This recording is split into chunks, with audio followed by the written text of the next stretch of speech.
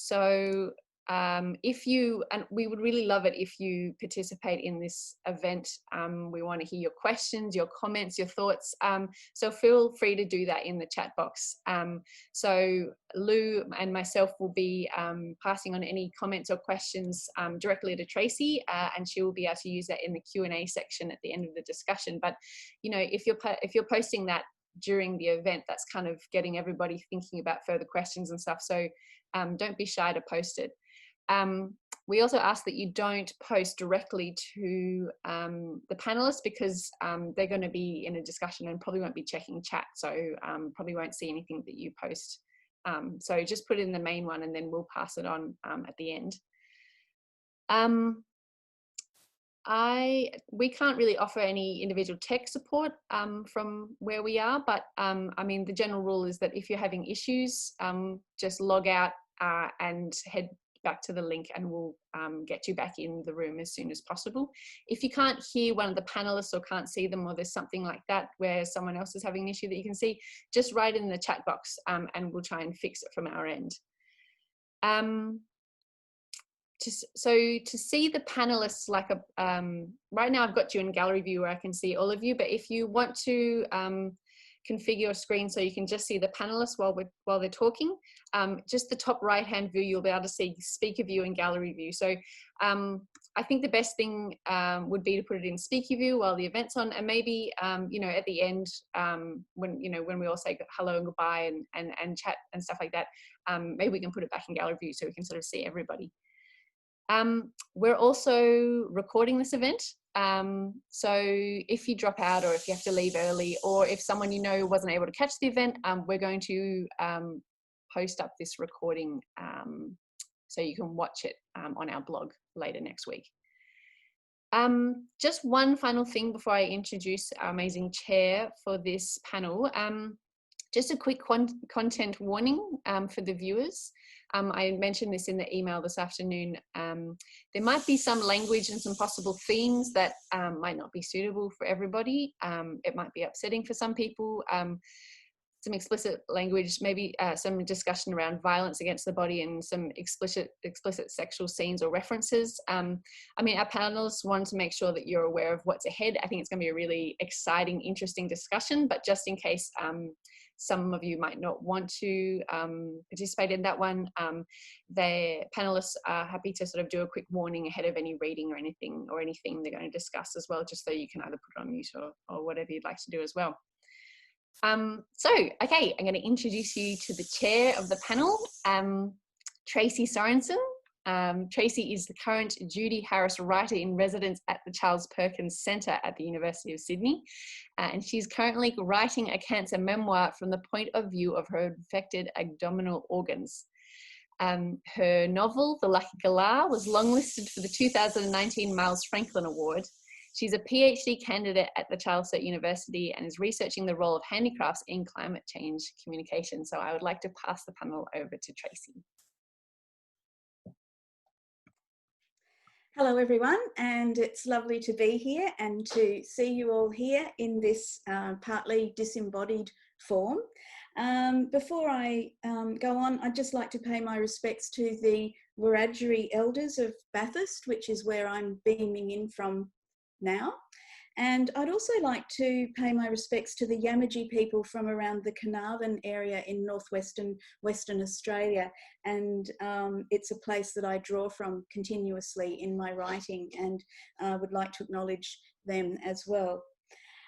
Tonight, as you know, our panel consists of Eunice Andrada, a poet and educator whose debut poetry collection, Flood Damages, won the Anne Elder Award in 2018 and was shortlisted in the Victorian Premier's Literary Awards in 2019. And her work is featured in The Guardian, ABC News, other media, and she's performed her poetry in diverse international stages, from the Sydney Opera House to the UN Climate Summit in Paris. So that's Eunice Andrada. Now we have Robin Eames, Robin is a queercrip writer, artist and historian. Robin's work has been published by Cordite, Overland, Meanjin, Westerly, Southerly and Deaf Poets Society, among others. They are currently working on a PhD in history at the University of Sydney, examining madness and trans pathologisation in late 19th and early 20th century Australia. So that's Robin. And we have Peter Panagiotis-Politis, who is a novelist from Western Sydney. His first novel, Down the Hume, was shortlisted for a New South Wales Premier's Literary Award in 2017. And his second novel, The Pillars, which is here, back to front on your screen probably, and this has just won the New South Wales Premier's Literary Award in the multicultural section. So yay, and congratulations to Peter. So let's plunge straight in, and I would like to start with the C word, C being the coronavirus, of course. And I'd like to ask each of the panelists, what's this time been like for you? I mean, for me, isolation can be a wonderful thing and often a longed for thing, and it's a great time to write, but at the same time, this time has been a very unsettled one. So just briefly, if I can ask each of you how you've found it, this isolation period.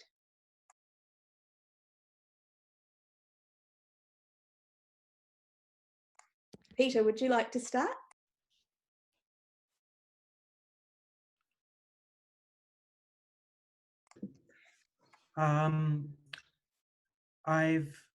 I've been writing and I've been productive, but I've also been pretty low. I think we're all feeling that this is a crisis, but I don't want to romanticize trauma or people's horrible experiences in this situation. But I do think that when society is upheaving, it's a really important time to be creative. And so I think it's imperative that I create and I document and I research now, because this is a time when artists need to do work.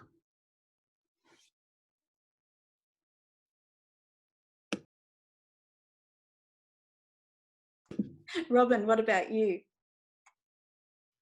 I'm beginning to think I'll never write a poem again. Like all my creative energy is very much sapped. The only writing I've been doing is writing up safety documents for mutual aid groups around Sydney. It's really strange for me because I got very used to being housebound when my health started deteriorating. And I haven't felt this kind of isolation since before I had my wheelchair. And it's really odd because I thought I would have coping mechanisms because I've been here before, but it's honestly a bit of a mindfuck. Yeah. Yeah, I find myself moving in and out of productivity and complete listlessness and a sense of doom and that the world's in a very bad state.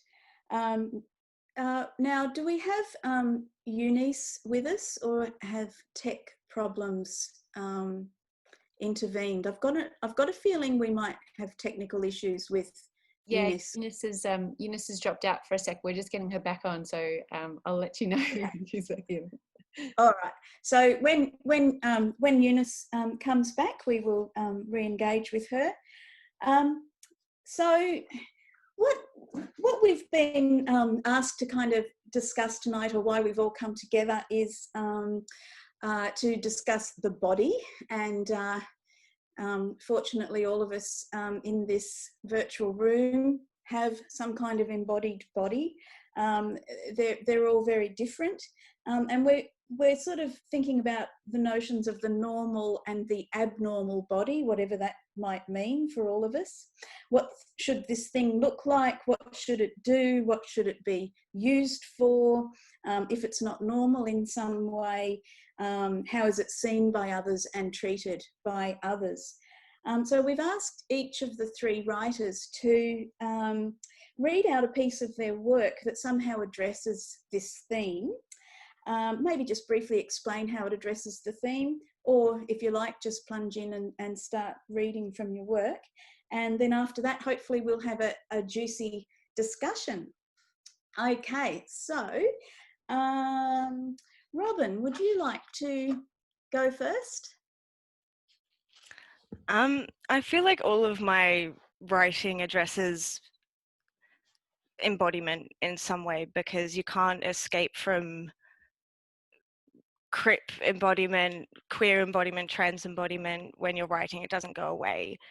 People might not be able to read the sort of codes and signals in there, but they are there.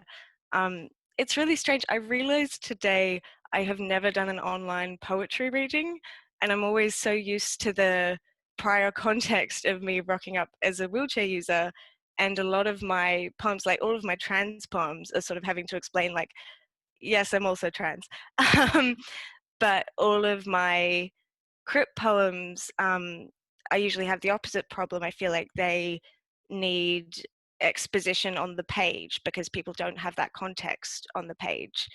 So it's throwing me a little bit. The first poem I'm going to read this is incredibly wanky, I'm so sorry, but I'm reading from a poetry journal in which it was published, which is the most recent edition of Australian Poetry Journal, edited by Andy Jackson and Jennifer Harrison. It's a special disability issue. It's called Dis.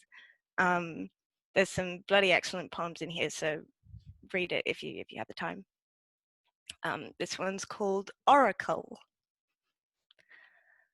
I have perfected a certain busied appearance, mien of semi-urgent somewhere to be, wheeling too swiftly for strangers to stop and ask, what's wrong with you?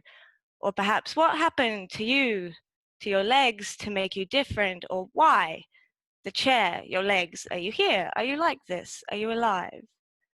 Each question pierces something deep inside me, leaves me cradling a wound that I try to hide for fear of being further exposed, of showing weakness before a predator whose hunger for justification won't be slaked with my discomfort. Against the slurry of abled inquisition, I raise my own defenses, a certain glint in my eye, a lifting of hackles, a tightness to the corners of my mouth. And if these fail, I have one final weapon in reserve, a quizzical tilt and question of my own. Why do you ask? All this not from spite, but simply because my heart is already so swollen with various woes that further distension would make me unable to move at all, pin me to my bed and prevent me from rousing. And I love the world and do not want to leave it. I want to give my heart more room for love than grief. I want to keep space for warmth and not that sudden pit of cold that fills my body at these innocent cruelties. If they want to know, then let them voice the truth. The mad women of Delphi delivered prophecies of nonsense phrases, inscrutable, opaque. When asked impossible questions, they gave impossible answers. You have to figure these things out yourself. And I have two more, which hopefully won't push me over time for our schedule. This one is a little more traditionally, I suppose, okay, this is probably the body poem of my poems. It's called Crip Mythic. My body is not my body, but a metaphor in someone else's mouth. A curse, a broken destiny, a terrible doom, a disappointment. My body is a fate worse than death for those who have never fought off death to live in my body. In the half-light of morning, my body hallucinates, warped figures in shadow, oracular warnings. My body answers inquiries, hidden behind ciphers, drug-fucked and divine. My body is an aching heart, a spectre of someone it hurts to recall. I am all grandfathers, all elderly parents, the occasional aunt or sibling struck down by disease, haunting the text. You forget that I live in the ghost. I am here, if you look closely. Buried beneath the page, my body survives. And one last poem, which is, I suppose, a little more personal, a little less arcane. It's got an interesting interplay. I think a lot of my poems, some of it sounds like metaphor when it's actually quite literal, and this is one of them. And I had to request permission to write and publish it from my family members because they are implicated. It's called Circe's Potions. After this surgery, my father is different in inconsequential ways, the same in all important respects. His heartbeat is a little faster now, accommodating the unfamiliar valve, transplanted from a pig. He still eats bacon, is still forgetful, still stubborn, still thoughtless in the way he always was, still lacking in tact or meaningful filter, even more so since the stroke, since he has become concentrated inwards. For myself, we are considering a mechanical heart, because I am younger, because it is expected to last for longer, require more maintenance. My diet, unlike his, will change dramatically, excising alcohol, gaining an additional regime of medication to add to the handful of pills I toss back every morning. Unlike my father, a hybrid of human and swine, I will be a hybrid of human and machine, more like Hephaestus than like Circe's drunken visitors. Seething with honey wine, the vengeful witch queen turned men into pigs, but their essential souls remained the same.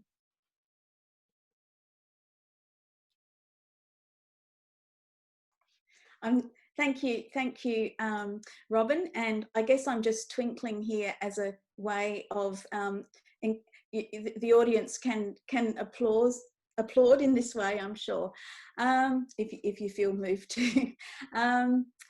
Thank you very much for reading those pieces, and I might get the other two panelists to read from their work, and then we can launch into discussion. Eunice is back. Eunice is back. So, Eunice, are you ready to read out a bit of your work? Hi, everyone. Would it be okay if Peter did it first? I'm just balancing two laptops at the moment. Yeah. Trying to get it all together. Thank you, guys. Yeah. Okay, Peter. I might go against my publisher's wishes and actually read an essay that I've published online on the Sydney Review of Books. Maybe this is a story, this is a memoir essay, and it's about domestic violence and filicide. So if that's a bit confronting for you, feel free to just log off. I'm happy. I probably won't go too long, but it is a bit confronting. And it's really about the body at its core, because it's about women's bodies being controlled. My mum told me that she never divorced my dad because she was scared that he would kill us kids. I was driving her to physio when she confessed this. She was sitting next to me in the passenger seat, and we were looking out front of the windscreen.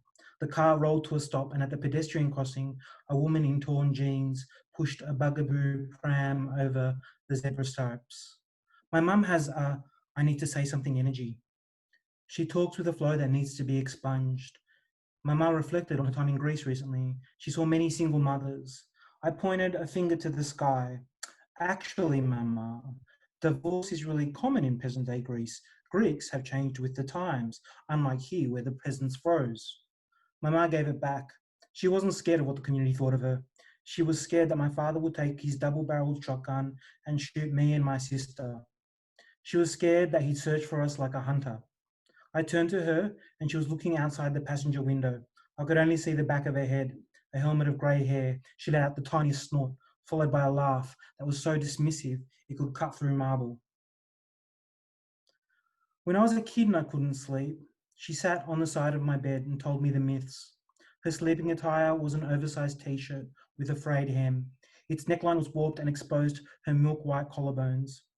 I remember the column of long, black, shiny hair.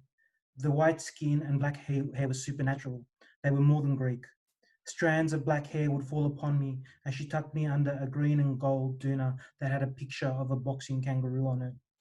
I'd hold her ransom until she would tell me stories of Hercules and his 12 labors.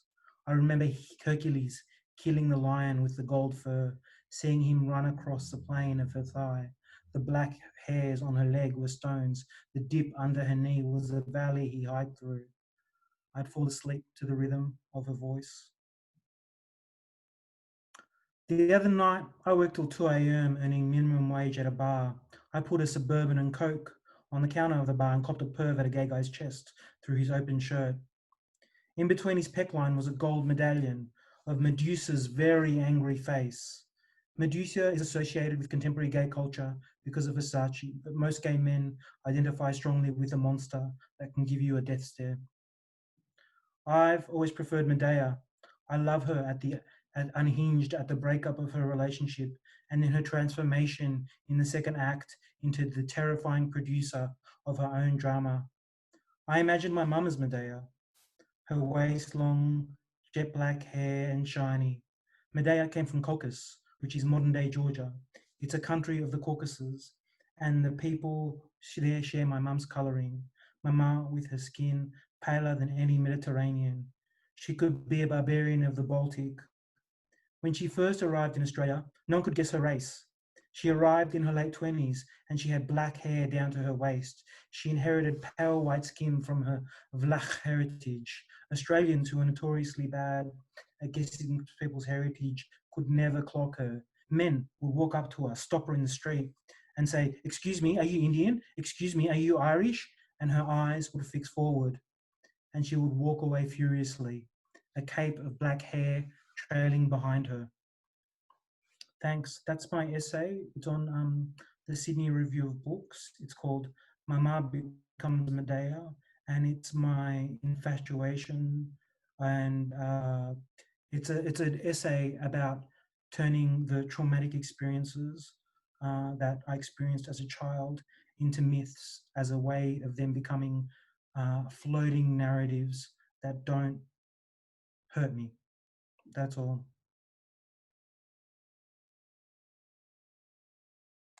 Thank you, Peter. Eunice, are you with us at this point? I'm here. Thank you so much for reading, Peter, and to everyone for your patience. I'm going to read 3 short poems. One of them is from my book, Flood Damages. In the book, I deal a lot with the effect of state violence on the body, as well as the kinds of intergenerational effect that domestic violence can have within a family. This poem deals with the former. Autopsy. My mother loads her gun with Aratilis berries, shoots at her brother Noi till the wild fruit explode against his hair, then keeps shooting. Syrup and rind spray against their 2 small shirts, curl into the webs of their toes. It is just after siesta, and their backs have been clapped with talcum powder. The air is overripe, everything bruised and liable to burst at the slightest touch. Point of sale. When the dark begins to pour around their laughter, they abandon the wreaths of mosquitoes that call them holy. Splotches of juice blacken the soil, punctuating the walk to the dinner table. In that festering summer, my mother learns the futility of sweetness. She is at work in another continent when a dictator is buried in the hero cemetery. State-sanctioned killings begin in her hometown. 26 shots to the head, chest, thighs of 2 men. And I complain about the weather here, how the cold leaves my knuckles parched. My mother points to the fruit that she bought over the weekend. She tells me I must eat. That's the first of the 3 poems. The rest I'm going to read from a laptop, so there's going to be a glow on my face. So I think my writing journey now is more dealing with the kind of effect that medical surveillance can have on a body, as well as the body as it is subject to medical knowledge and medical institutions. This is a new poem, so it's just currently untitled. It doesn't blend into the water immediately, spattering down like pomegranate seeds on my toes as I shower. This took days to prepare for.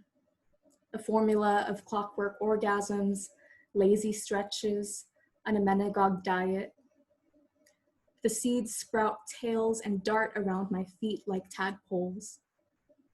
The water batters them pinker and pinker until they slide into the drain. They remind me of the year that grew stale in the lining of my uterus, when nothing inside would stay inside. This time, the doctor tells me I have to bleed until I want the eggshells in my bones to crumble. I don't believe her, but I bleed anyway. The same doctor had prescribed me a pill that 2 other countries had banned. When I curl around myself in pain, I am a cave to strange creatures. They rummage to find something worth devouring. They tear apart what cannot be used.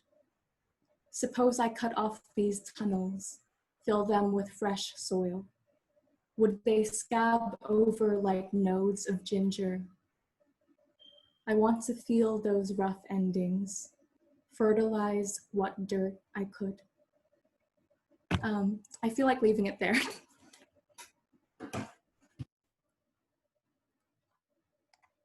Thank you, Eunice. Yeah, there's so much, there's so many rich images and beautiful sentences and phrases in all 3 of those pieces. The very striking images, yeah. Would anyone of the panelists like to comment on any of the works that have been read so far?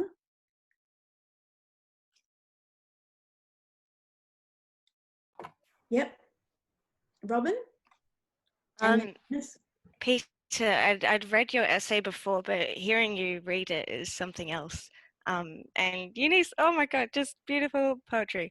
But I feel like we all have a thread of the mythic and something outside ourselves when we're speaking, and also I think all very conscious of the state systems, capitalist systems, structural marginalities that invade our daily lives and our relationships with very personal things like our bodies, and wondering how you balance that sort of the outside world and the interior world. And I know that I'm always very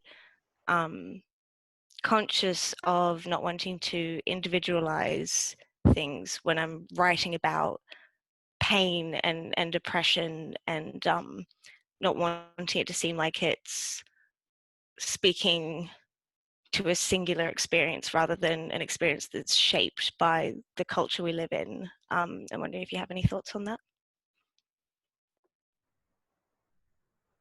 Eunice?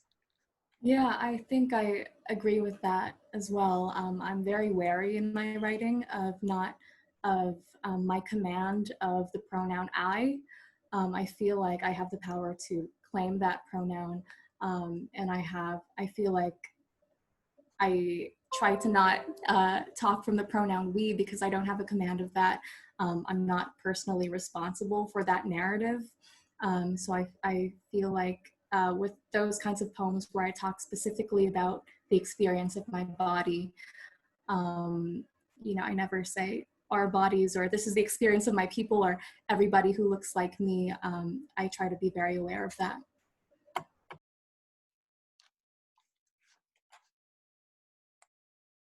Peter, did you want to add anything at this point? No, I'm okay. What about you, Tracy? What do you think of what Robin said? I'm curious about. Yeah, because you're writing a yeah. Well, I really love that idea of trauma into myth as a way of like I don't write therapeutically. I don't think, but perhaps I do, because at the bottom of all of this is this theme of you know, alchemizing trauma into some kind of mythology, and it might be just a personal mythology, might be just completely nutty, like you know, getting my internal organs to speak on their own behalf or something. Yeah, and I'm interested in all those questions about you know, whether we can speak as I or we, and you know, where we start and finish, and what we're responsible for and not responsible for, and who and what we can represent in our writing. And you know, it's all an open, ongoing question, but it's one that I'm constantly in grappling with. And Robin, yes? I feel like I am constantly spooking this essay wherever I go and in every conversation I have. So if anyone I know is tuning in, I'm sorry, but not sorry. Linda Alcoff in the 80s wrote this absolutely fantastic essay called The Problem of Speaking for Others. And in it, it's very dense. So if you go and read it and it's just like, oh, sorry. But in it, she sort of lays out this thing where you obviously can't speak on behalf of groups that you do not belong to, but equally it's quite hard to speak only for yourself or only for your community or marginalized community, because that always overlaps with other marginalized communities, because you can't approach any of these things in isolation. And in the end, sometimes saying you're only speaking for yourself sometimes ends up just as an abdication of responsibility. But obviously trying to speak on behalf of also bad. But what she comes to is this idea that firstly, you have to look at the material effect of what is spoken. It's not just about who's speaking in subject position, although that is important, but it's about what the outcome is. And secondly, she suggests that what you need to do is speak with communities rather than about or for. It's about a conversation, and it's such a good essay. But yeah, I feel like it's really shaped my thinking to a lot of the representational issues in my work. Yeah. Well, we can continue to sort of, I guess, take up this thread as we go on. I just wanted to just place the, you know, bodies and writing sort of somewhere on the ground somewhere, even though we're in this disembodied space. I mean, the different places that we're writing from might be Western Sydney, the Philippines, domestic interiors. There's all these questions about how one leaves and comes back to a place, and you know, the privilege or not in being able to even do that. And yeah, so just wondering if people want to comment, maybe starting with Peter on place, and I love your Western Sydney in The Pillars. It is a fabulously energetic and vivid portrayal of a place. Yeah, do you want to start with that? It's really hard not to be creative when you're writing about Western Sydney, just because it's so vivid and dynamic, and I would say that Western Sydney is probably one of the most cosmopolitan places in all of Australia. In one building, you can find people from so many different nationalities. But I think in terms of where I think this panel is relevant for my work and Western Sydney, where it intersects, is with the body, right? And I think a really guiding theme of when I wrote The Pillars was this concept of homo nationalism, and it's a cultural theory. And the concept of homo nationalism is when minority rights, sexual and gender minority rights, overlap with the powers of the nation. So, and a classic example of that was when America invaded Afghanistan, and to all the Democrat states, so to all the Republicans were obviously quite pro the invasion of Afghanistan. But to get the Democrat states on side, one of the tactics that George W. Bush used was, we're going there to free the woman. So when these military powers, another example of homo nationalism is Israel saying, oh, we are a gay beacon of gay rights in the Middle East, but meanwhile they're actually bombing and outing gay Palestinians. So it's about using like the rights of women, gays, lesbians, trans, bisexual, sexual minorities in relation to power. And in The Pillars, what I try and do is I try and say that white gay men may actually have more social, economic and cultural capital than minority Muslim communities. And I think that's how I'm kind of like interpreting the body in my work, you know, because for so long, specifically gay white cis men have been discriminated against because of their body, and particularly white women as well. And now we're seeing this reversal where gender and sexual minorities actually have more power than some people in the nation. Yeah, that's right. It's you know, complicated and layered at every point. Eunice, would you like to comment on place and the importance of place, our bodies in place? Sure. I think in my writing, the relationship to place is quite ambiguous. I say that because in flood damages, I don't actually mention the Philippines or Australia. And it's only in people knowing my background that they sort of associate my body as being in certain spaces. But I think in talking about place in my writing, I'm also very aware of where my body sits in that space and how much space it occupies. For example, if I'm in the Philippines, I'm aware that I have more, my body has more social as well as economic mobility than others of my gender as well as my age. And that social and economic mobility changes when I'm in Australia. So I feel like the writing itself comes from this place of in-betweenness, but also a deep awareness of the tensions between one place and another.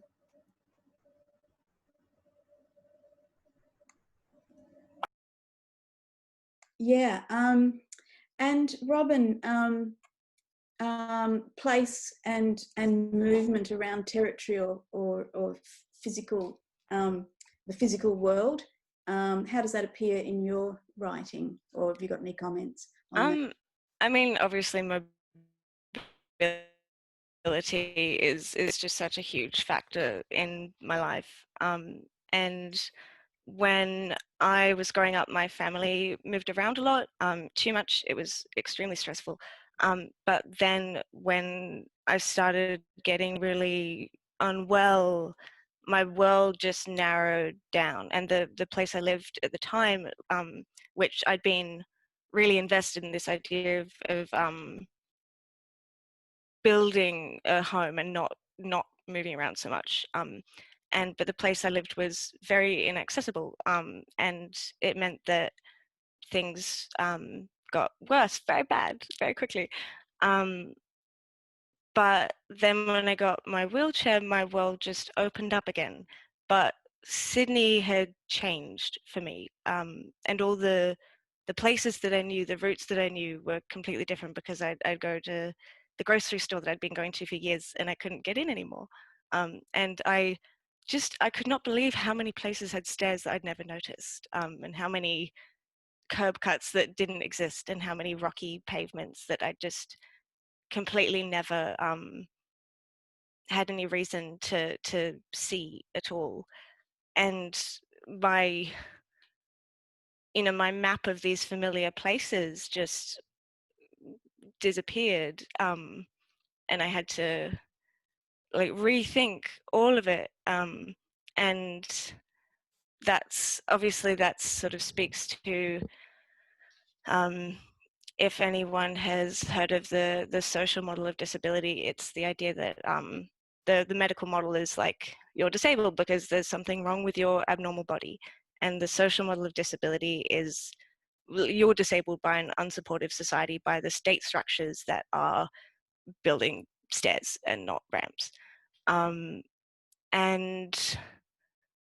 yeah, I feel like, again, just I had a thought earlier when you were speaking, Peter, just about that, the ways in which we just our politics being shaped by our relationship to the state, and about that thought about homonationalism, and it just got me thinking about just about human rights frameworks in general, because I think sometimes they can be quite fraught, because essentially it's an appeal to the state to deliver rights. And one really interesting example for me is that gay depathologization, because homosexuality used to be considered a mental illness. It was in the DSM, which is the technically it's an American manual, but it's used worldwide. And it's sort of the list of all the mental illnesses, but they update it every few years because they change. But the year that homosexuality was taken out was the year that gender identity disorder was added in. So gay depathologization came at the expense of trans pathologization.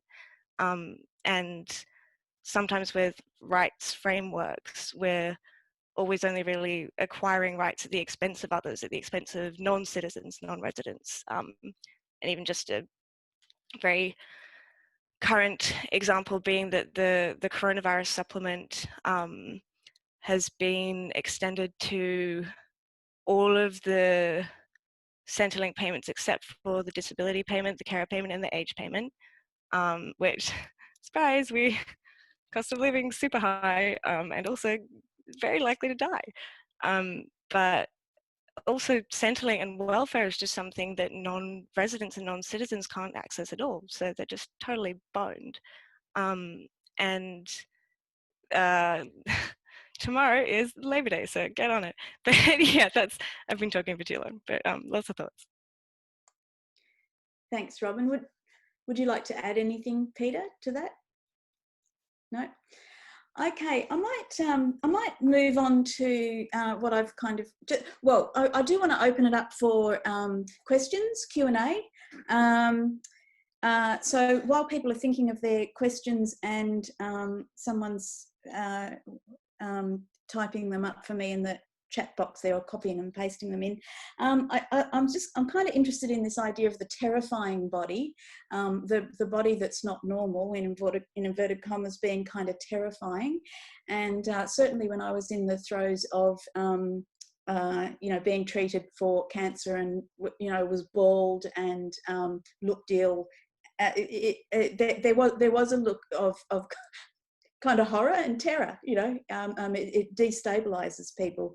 But I mean, all of the writers here tonight have made me think of that. I mean, I'm just thinking of, like Peter talking about the brown and hairy body. There's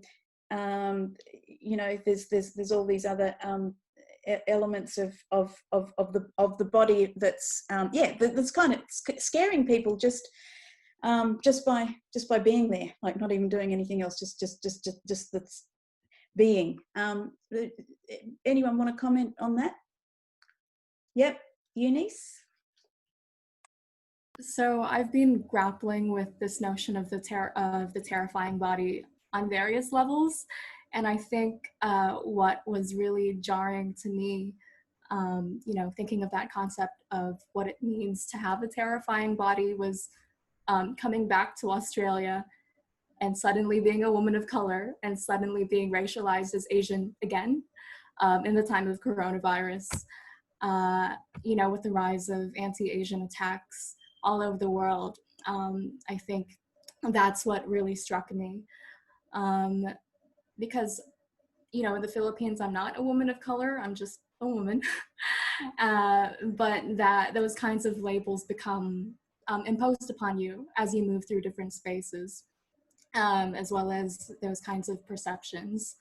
I think in the poems, I also talk about the kind, I guess I talk about accepting parts of my body that others might find terrifying. So I have poems about a dark cunt, for example, because, you know, that was a very alien concept to me growing up. I grew up in the Philippines, which is 80% Catholic, and because it's 80% Catholic, there's absolutely no sex education. And as many young kids do, they get their sex education from porn and the internet. And, you know, you're bombarded with these images of like perfect, pristine vaginas that are completely pink. So I think, you know, as I was getting older, just reckoning with that fact that this is not, like, that is not the only acceptable kind of body, that there are other kinds of bodies out there, and it's all completely normal. Those are the kinds of things, the kinds of terrors I've had to reckon with in the writing. Yeah, thanks, Eunice. Peter, would you like to comment? Yeah. I noticed a lot of depilation in the pillars. Depilation? What do you mean by that? Hair removal. Ah, yeah, that is a really big thing for young men in the western suburbs.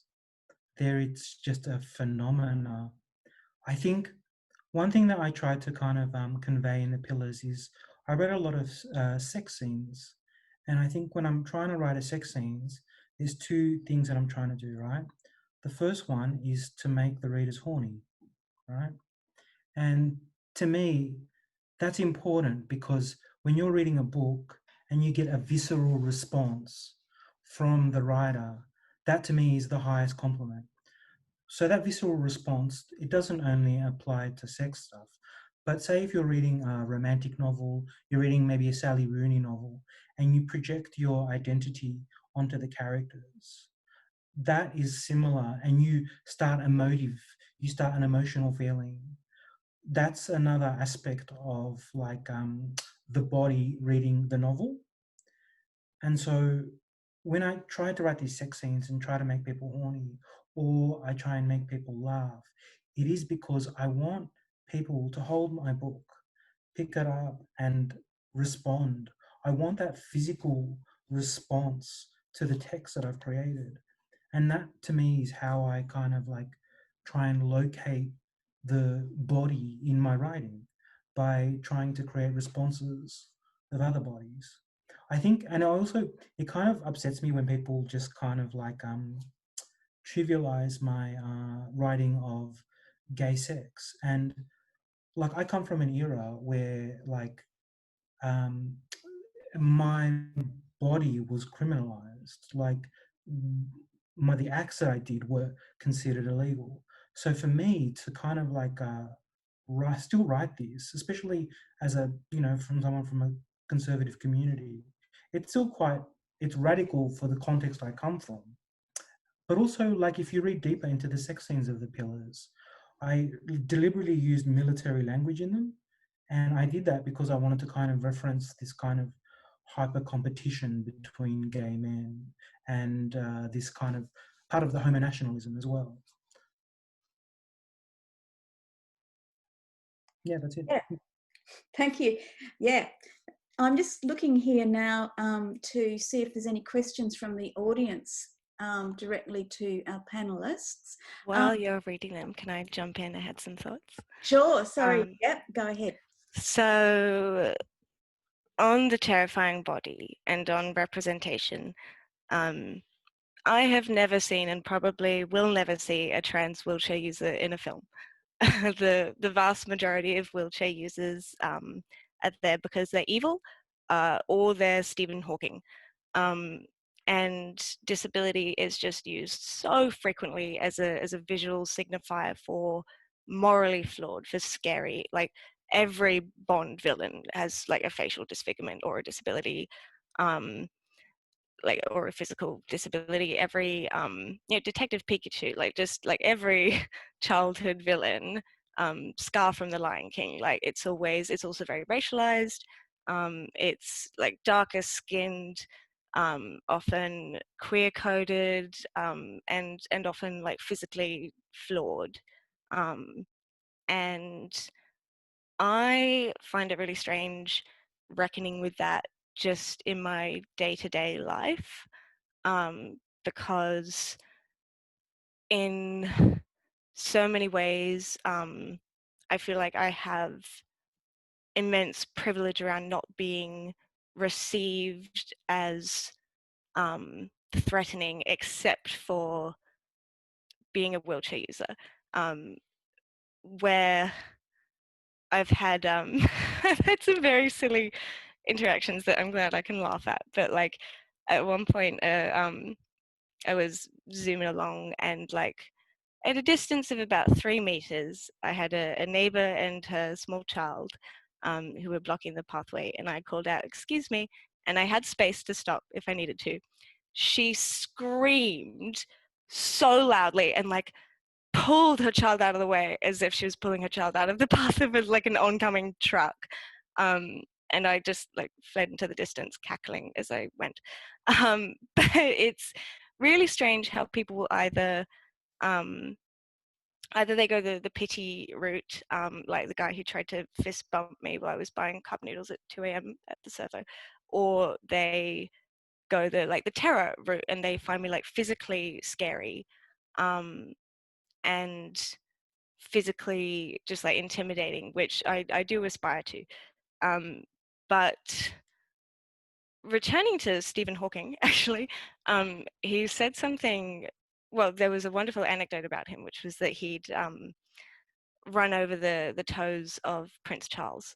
And he always used to say that his one regret in life was not getting to roll over the toes of Margaret Thatcher. So I suppose my point here is that I hope to channel the terrifying energy of Crip forebears and roll over Scott Morrison.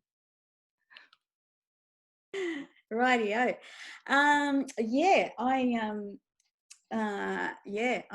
like the idea of channeling energy. I might just read out a question from the audience. So this comes from Margot, and Margot says, place is inherently social, and the body exists both as something individual but also as something that's shaped by the social model of disability, construction of race, sexuality, etc.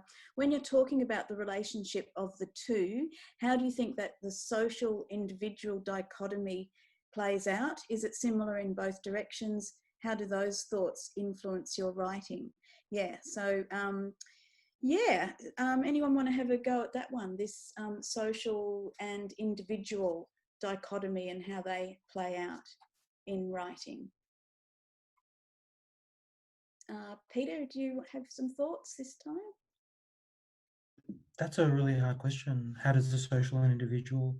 I know that when I'm researching novels, because of my extremely political background, I often go to structural philosophy initially because maybe it's because I'm Greek. I don't know. I love philosophy, right? I contribute everything to cultural issues.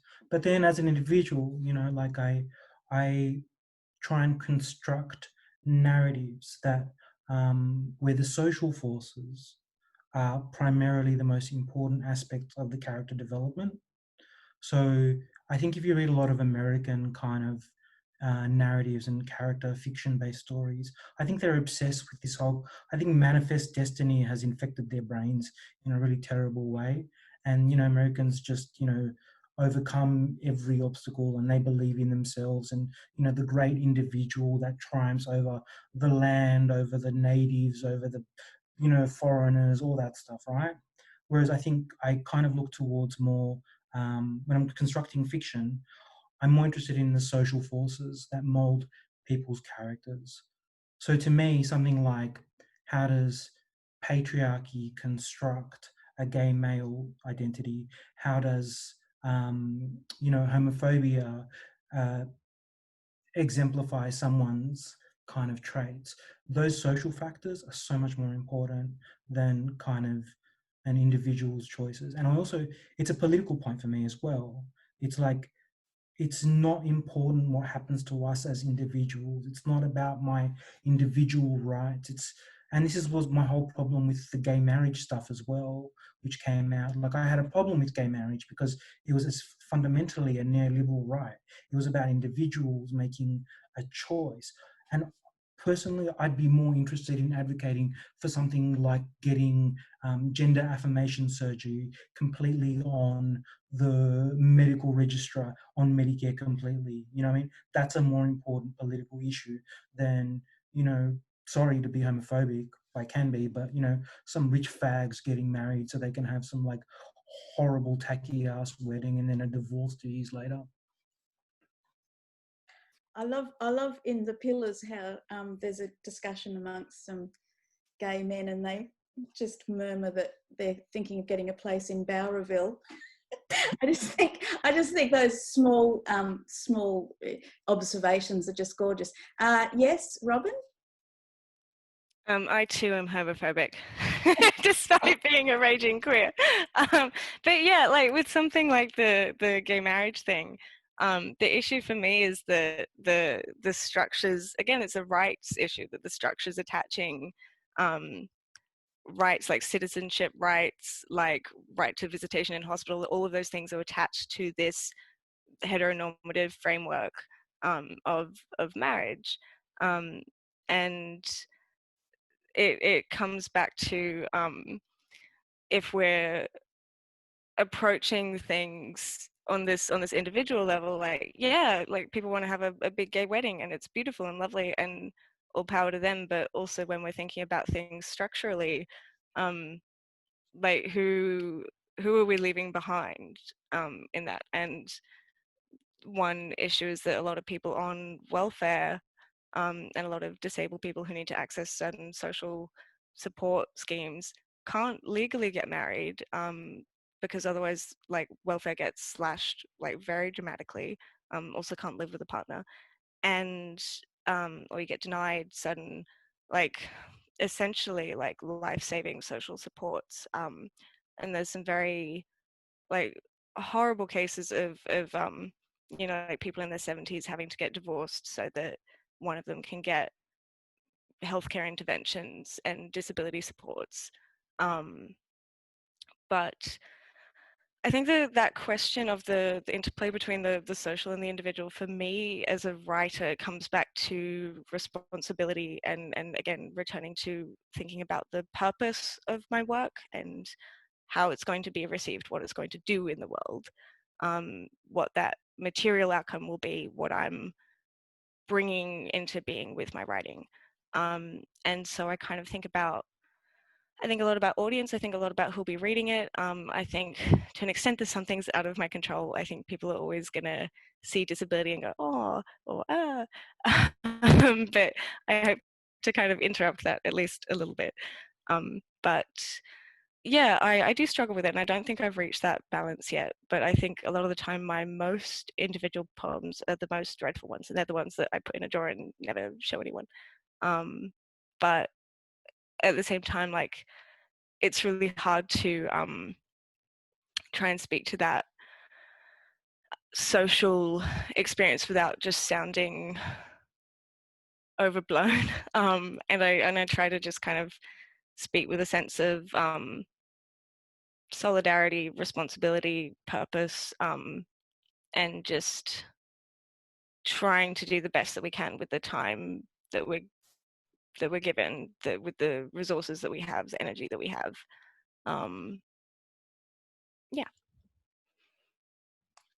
Yeah, thank you. Eunice, would you like to say something? Yeah. Yeah, so I think there is no divide, or if there was a divide, it would be very blurry. I think as a writer, I write about my private life as well as my public life, but those bleed into each other. You know, in my private life, I'm just Eunice Andrada. In my public life, I am a queer Filipina immigrant. And, you know, what happens to my body in public, the kinds of structural violences that it's subject to, those follow me into my private writing. So I don't think those can be divorced from each other that easily. Yeah, thank you. I've just had a couple of, I'm aware of the time now, so I think we should be conscious of that and possibly start winding up. But I have had just before we go, I have had a couple of questions asking me about my memoir written from the point of view of the bodily organs. And in some ways, this is a bit of a thought experiment, because it's like, how do you write something that radically decenters the human subject, you know? And it's like, this is an extreme way of doing it, so that, you know, there's these organs that are chugging along inside, telling the story of cancer, rather than the you know, I've been diagnosed with cancer. And as soon as I started thinking of it like that, it just opens up the world in a very different way. So I'm sort of having fun with it, and it's kind of quite, you know, nutty, but I'm naming all my different organs. And, you know, we kind of, I guess it's to do with personification, and personification being a way of creating empathy, you know. You know, thinking about it like that is kind of really interesting. But you know, the huge problem with that is this question of agency. Like Peter was talking about, the, you know, the rampant individual who overcomes all the obstacles. When you've got organs just sitting there doing their thing in a body, how much agency can they possibly have? So, you know, does that defeat storytelling, you know, if you don't have agents trying to overcome obstacles? Anyway, I think we are beginning to wrap up. I might just kind of go over to the audience and or Writing New South Wales about whether we should be winding up right now, or whether we can linger for one. A couple more questions. Yep, couple more questions. Okay, so I see that this is a very disembodied being on my screen in front of me. It's the W, the writer W.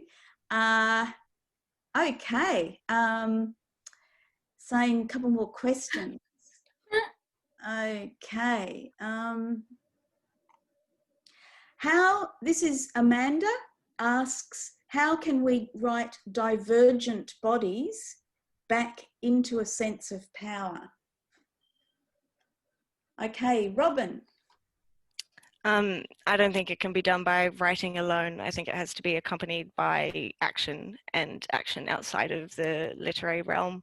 I think it's so important to have both. You can't have action without narrative, and you can't have narrative without action. And if you want to enact change in the world, you need to come out beyond yourself. I had a thought, it's gone. Sorry, I'm so spacey tonight. It's gone. Back to the others. Yeah, no worries. Okay, anyone else got something to say on that one? Writing divergent bodies back into a sense of power. Eunice? Oh, I've been on this entire time. Sorry. I think my first response to that question was, who is the we? Who is doing the writing? And I think that matters a lot. Who is claiming that space for this group of divergent bodies. I think, there's an expression on the stage where you pass the mic. We need to be passing on the pen to the people who need to be doing the writing, as well as, Robin, I agree with Robin as well. It is structural. We have to be, it's not enough to have people of divergent bodies writing their stories. They need to be given the platforms and the resources for those stories to be out there in the world. As well as another response to that is to how we can write divergent bodies back into a sense of power is we write about them truthfully. I think there's so much of writing the body is about rewriting the body, and that comes with challenging those colonial and patriarchal narratives that are imposed upon divergent bodies. So if the right people were writing about these divergent bodies and challenging those narratives, I think that's a step in the right direction. Yeah. Yeah, like I think there's absolutely something really powerful in representation, and I think the value there is in a point of connection, and ultimately I think poetry is a form of communication, and it can be a really powerful one, but equally I don't think it helps anyone just like putting marginalized sort of token efforts, like you need to, like Eunice said, you need to have marginalized divergent people in the editorial room. You need to have them in decision-making processes, and ultimately it's hard to empower anyone when we're not in a position of power, but equally the people in power, like the whole structure itself denies us that agency. So I think it comes back to speaking to each other and finding each other and working alongside each other to change things for the better.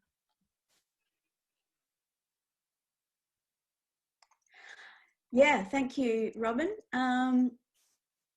Peter, did you have any more words? I think there is an interesting question there from Marie Walk.